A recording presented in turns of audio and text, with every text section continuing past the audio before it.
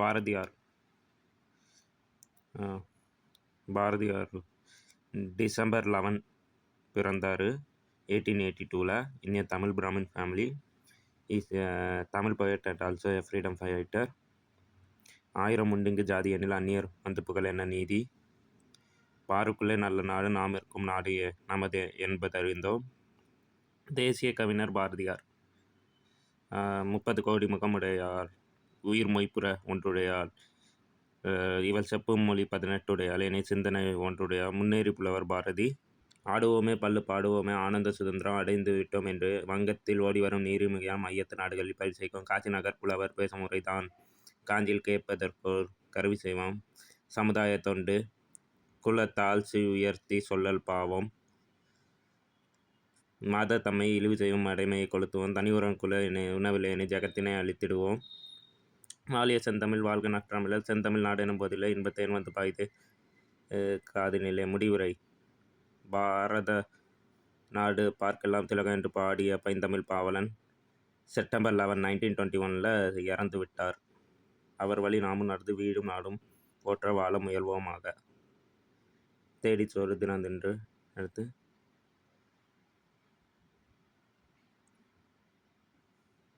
K. Thambusamy பிள்ளை.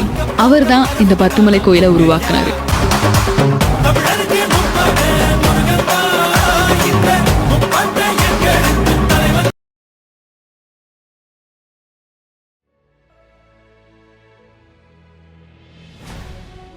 Stamford Raffles had promised Naraina Pillai many opportunities and a good living in the new port.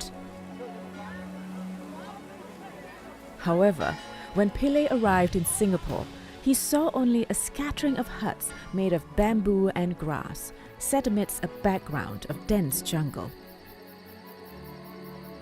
Some others who had come with him from Penang returned to their boats and sailed back home. Pillai, however, decided to stay, determined to make a go in the new settlement.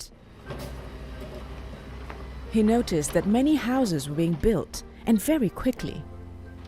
Capitalizing on this wave, he started a brick kiln and enlisted carpenters and bricklayers from Penang to join his growing business. Pillai became the first building contractor and soon added textiles to his growing empire. He owned the biggest shop in the bazaar at Cross Street. Then, in 1822, tragedy struck. Pillai's textile business at the bazaar burned to the ground. He had to take a loan to rebuild and eventually paid off everything he owed within 5 years.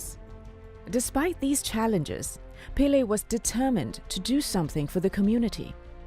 He built the Sri Mariamman Temple, the first Hindu temple in Singapore. It was completed in 1827. The temple still stands on the same site on South Bridge Road, nearly 200 years later. It is a reminder of the grit and determination of one of Singapore's first entrepreneurs. Whoever governs Singapore must have that iron in him, or give it up. This is not a game of cards. This is your life and mine. I've spent a whole lifetime building this. And as long as I'm in charge, nobody's going to knock it down.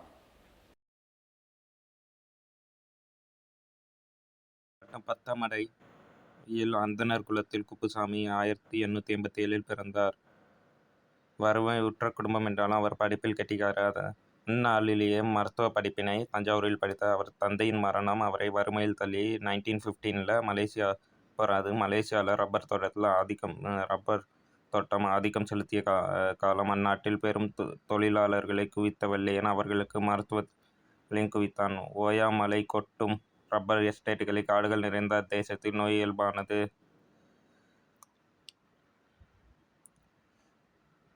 பல விஷயங்களுக்கு தரமான மருத்துவர்கள் தேவை இருந்த காலம் அது. அப்பொழுது தான் குப்புசாமி அங்கு பணியாற்றின. மலேசியா தோட்ட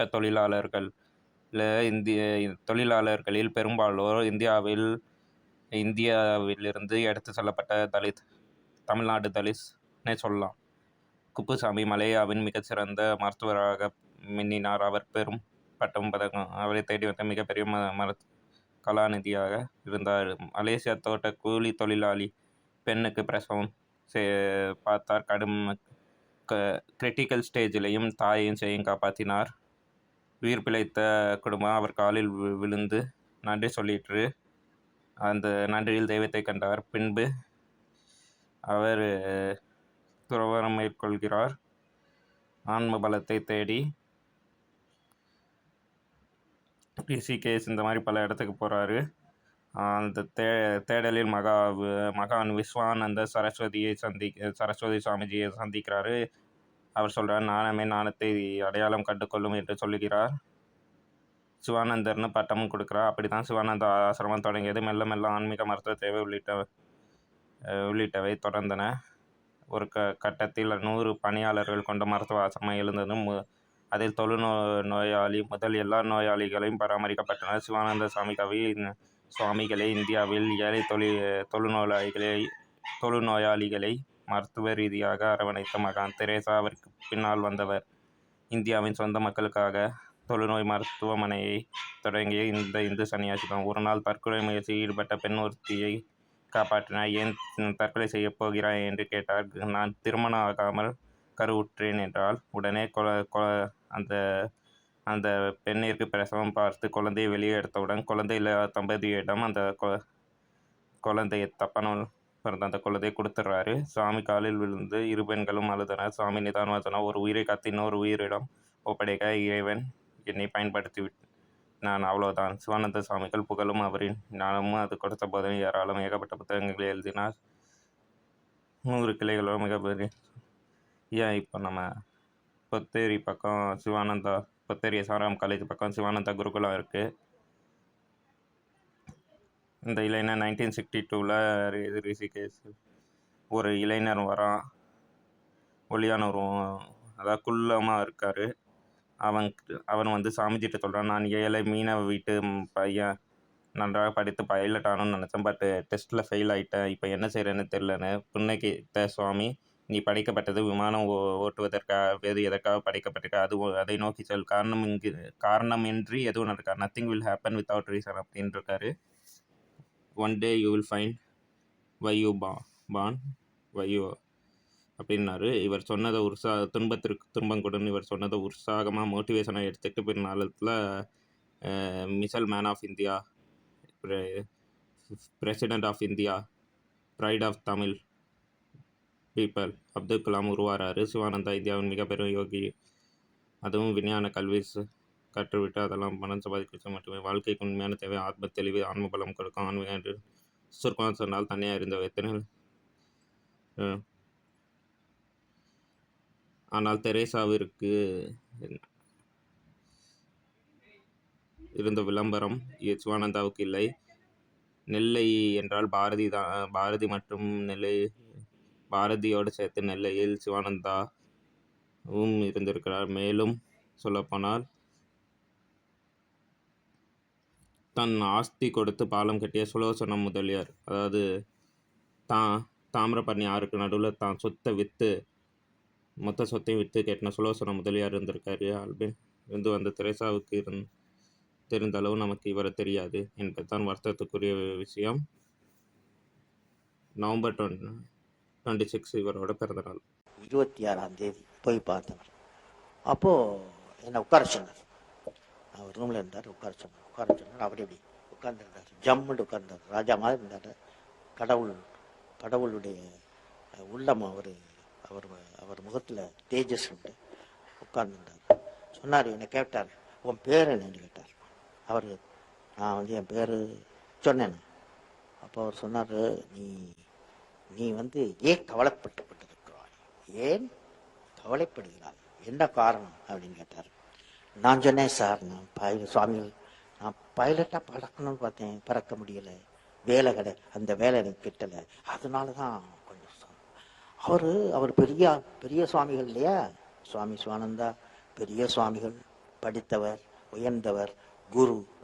அவர் என்ன பண்ணார், கீதையை ஓப்பன் பண்ணார், பகவத்கீதையை ஓப்பன் பண்ணார். பகவத்கீதை தெரியுமா, பார்த்துருக்கீங்களா?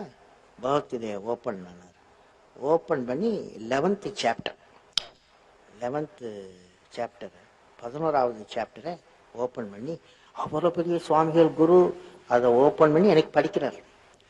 அது வந்து விஸ்வரூபம், அதாவது லார்ட் கிருஷ்ணா விஸ்வரூபம் எடுக்கிறார். அது அர்ஜுனாவுக்கு வந்து எப்போதுமே ஒரு சந்தேகம், என்ன இவங்க வாருக்கு போகணுமா, குருச்சேத்ராவுக்கு வாருக்கு போகணுமா, போக வேண்டாமா என்ற ஒரு சந்தேக நிலைமை. அப்போ வந்து நம்ம லார்ட் கிருஷ்ணா வந்து ஒரு விஸ்வரூபம் எடுக்கிறார். ஆயிரக்கணக்கான சூரியன்கள் வந்து உதயமாகிறது போல் அவ்வளவு பவர்ஃபுல்லாக இருக்கும். அந்த ஒரு உருவத்தை காமிக்கிறார் லார்ட் கிருஷ்ணா, உருவத்தை காமிக்கிறார். அந்த உருவத்தில் காமிச்சிட்டு அவர் லார்ட் கிருஷ்ணா சொல்றாரு, you defeat the defeatist tendency, அதாவது இடும்பைக்கு இடும்பை கொடுப்பார். திருவள்ளுவர் என்ன சொல்றாருன்னா, இடும்பைக்கு பெரிய மனிதர்கள், உறுதியானவர்கள், வாழ்க்கையில் வெற்றி அடைபவர்கள் எல்லோரும் துன்பத்திற்கு துன்பம் கொடுப்பார். இவர் சொல்றாரு, அந்த லார்ட் கிருஷ்ணா சொல்றாரு, you defeat the defeatist tendency, அதாவது டிஃபீட்டிஸ்ட் டெண்டன்சின்னா இடும்பைக்கு இடும்பை கொடு, இடும்பை வந்து உன்னுடைய மாஸ்டரா இருக்கக்கூடாது அப்படிங்கிறது எனக்கு படிச்சு காமிக்கிறார். அவ்வளவு பெரிய மனிதர், அவ்வளவு பெரிய குரு சொல்றார், நீ துன்பத்தை கண்டு ஓடாதே, துன்பத்திற்கு துன்பம் கொடு அப்படின்னு சொன்னார். புரியுதா? அந்த ஒரு எனக்கு அப்புறம் 12 புக் கொடுத்தார் படிக்க தமிழ்ல.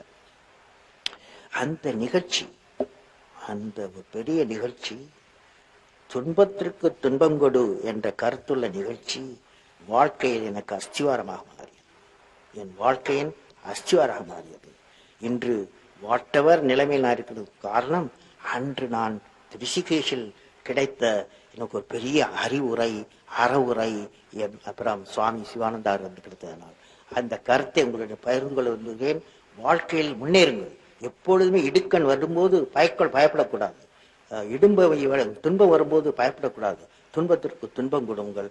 அந்த நிகழ்ச்சியை நான் உங்களுக்கு சொல்வதன் மூலம் நீங்கள் வாழ்வில் வெற்றியடைய வேண்டும். நீங்கள் எல்லோரும் வாழ்வில் வெற்றியடைய வேண்டும். புரியுதா?